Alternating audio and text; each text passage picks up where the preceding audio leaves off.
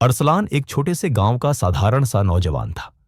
वह अक्सर मोबाइल पर दूसरों की जिंदगियां देखकर अपने आप को कमजोर समझता और दिल ही दिल में शिकायतें करता रहता था। एक दिन उसके दिल का बोझ इतना बढ़ गया कि वह घर से नाराज होकर बाहर निकल पड़ा।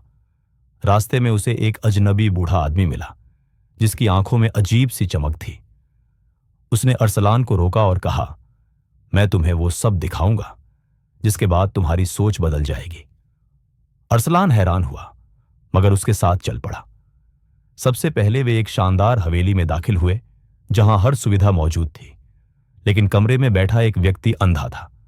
वह धीरे धीरे बोला, मेरे पास सब कुछ है, दौलत, इज्जत, आराम, लेकिन ये आंखें हैं नहीं।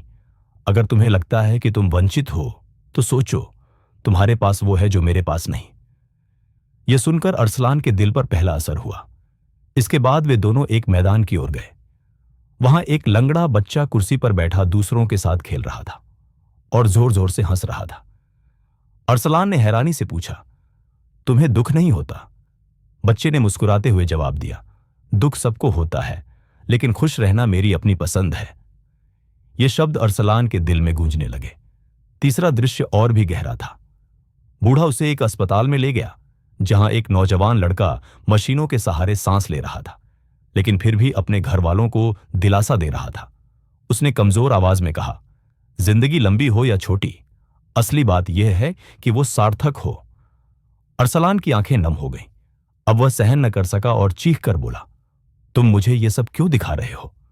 इस पर वह बूढ़ा मुस्कुराया और उसका चेहरा रोशनी से जगमगाने लगा। फिर धीमी आवाज आई, मैं कोई अजनबी नहीं, मैं तुम्हारा अपना जमीर हूं।